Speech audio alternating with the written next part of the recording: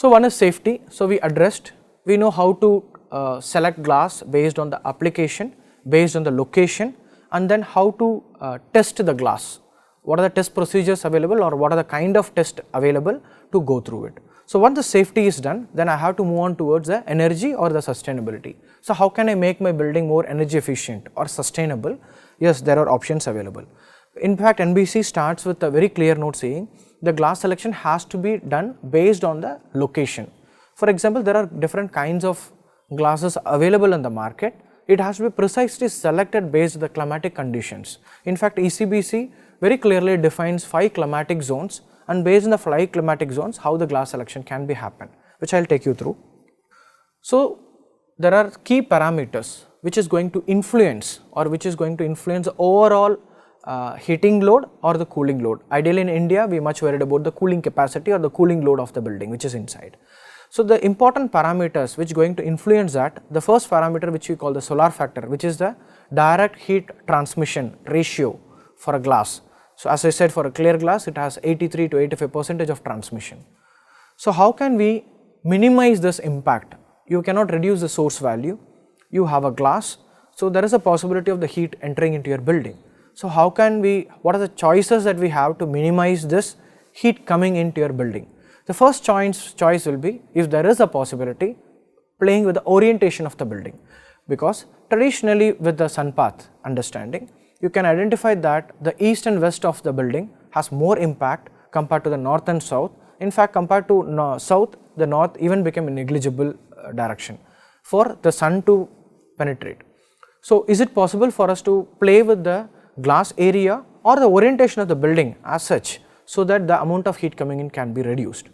Second one important parameter is the window wall ratio of the glass, window to the wall ratio. So what is the percentage of window compared to the percentage of your wall?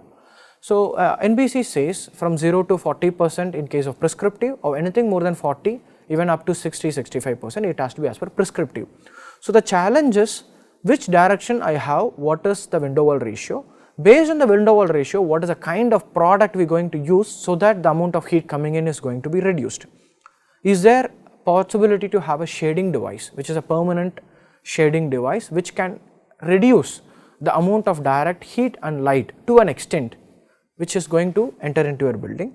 Or finally, the property of the glass, as I said, what is the light transmission, what is the solar factor, and what is U value of the glass.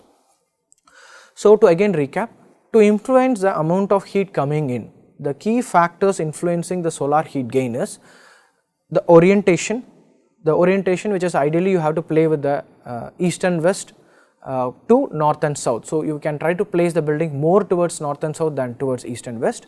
Then the window wall ratio, what is the percentage of window wall ratio respect to the orientation. Then is there any possibility to have a shading device, so that it can help you to cut the heat coming in. And the fourth important parameter is what is the performance of the glass going to be used in the building based on the purpose or the occupational pattern. Second one is, what are the other options that we can do to reduce the solar factor. One is, I can play with how to reduce the heat coming in. There are some provisions available. Okay, I have a restricted orientation, or I need a particular window wall ratio, I am not able to have a shading device. Still I wanted to reduce the heat coming in, then I have to play with the solar factor of the glass. So what are the things that I can do in reducing the solar factor, which is ideally going to cut the heat coming in from outside to inside? The first option is, you can use the coatings, the reflective coatings, whether it can be an online coating or an offline coating, but the current generation offline coating has a lot of generations has developed, and it has a very precise numbers or a precise solar factors can be achieved based on the type of building. So ideally you can use reflective coating, which can be again used in an insulated format. Ideally it is called double glazing unit. So you have an outer coated glass, you have 12 mm air gap, and you have an inner clear glass. So which helps you to disconnect the solid member, so that the amount of heat transfer has to pass through a solid and then a vacuum and then a solid member. So it helps you to reduce the percentage of heat transferring from outside to inside. So option 1 is your coated glass, which helps you to reduce the solar factor directly because of the coating you use. Second one is, use it in a double glazing format, which can help you to reduce the heat to a certain extent. Or the third option, which we can have and use inert gas into the airspace medium between the two glasses, which can further delay or reduce the amount of heat transferring.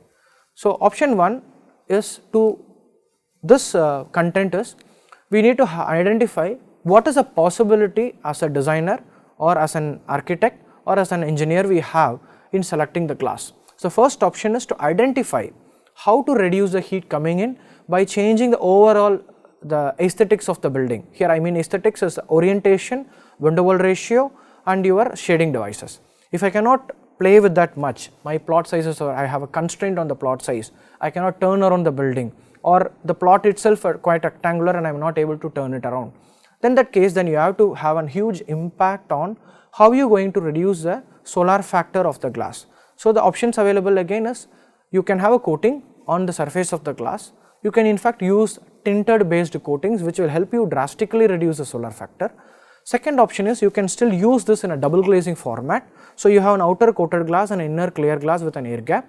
Third option is the air gap can be filled with an inert gas. So, there is 3 options for the buildings to address. There is 3 options in the glass to reduce the solar factor.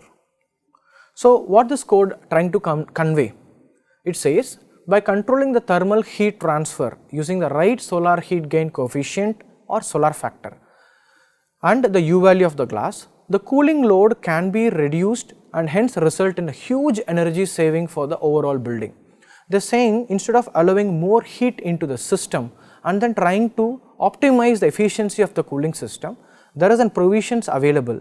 You can play with the type of the glass or you can play with the orientation of the building to reduce the amount of heat coming in, which is going to impact the overall cooling system. Second important parameter is the functionality of the glass to harvest more daylight. Moment we harvest more daylight, there is a critical point for it which we call the glare. So, when the amount of light coming in is extremely higher, which is more than what I needed for the particular occupancy zone, then it becomes a disturbance and it becomes a glare. So, the ideal or minimum or optimization in the light transmission is very important. So, based on the window wall ratio of the building, based on the floor plate of the building, we need to identify what accurate visual light transmission is required for the facade glazing, so that the amount of light that coming in has to be distributed fairly in the entire floor plate area without creating a glare into the boundary area. So, there are concepts like you can have a daylighting devices or daylighting paints which can help you to have a deeper penetration of the light without disturbing the overall comfort of the occupant.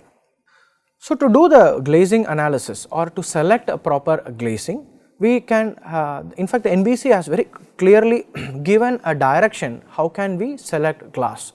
So, today with the modern tools available, we can do a simple building orientation analysis, we can do a sun path analysis, we can do a side shadow analysis, we can do a solar exposure analysis, even the daylighting analysis, which helps you to identify the directions which is more vulnerable, angles which are very vulnerable, or the number of days in a year which we need to address that as a constraint, or based on the kind of a building or the neighboring building and their impact over the building. How can we get the benefit of the neighboring building shadows?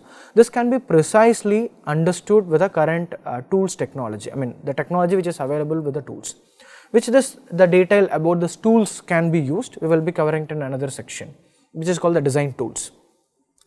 So, even in this solar and daylight, you have tools which helps you to understand the heat transfer ratios, and you have a daylighting tool which understands to help you to calculate the lux level on your entire floor plate or at our working table height or the tables height, tabletops. The both will help you to understand what is the bandwidth of products that you have to select for satisfying both the light demand and the energy demand, which again the both has to comply your energy efficiency code or has to comply as per the National Building Code. So, just to take you through what is covered in Energy Conservation and Building Code of India, which is recently revised in 2017.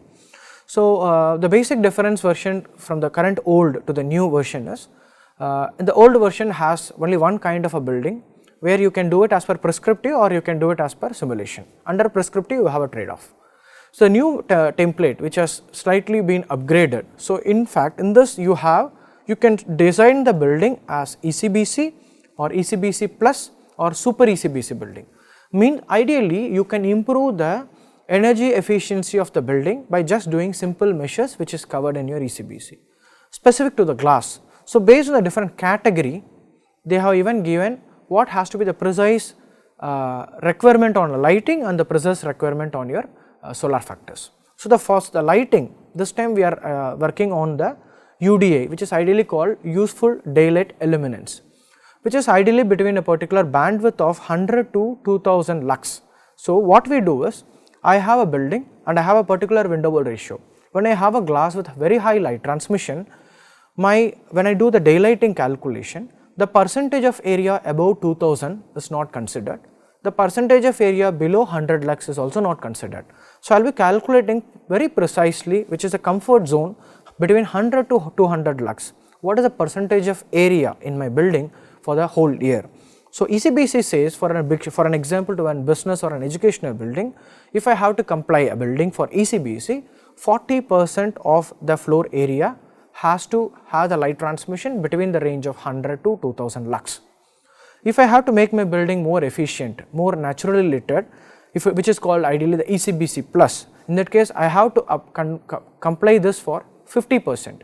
How it is possible? Just by increasing light transmission, it is not possible. If I increase light transmission, then it will increase the percentage above 2000, which is not a solution.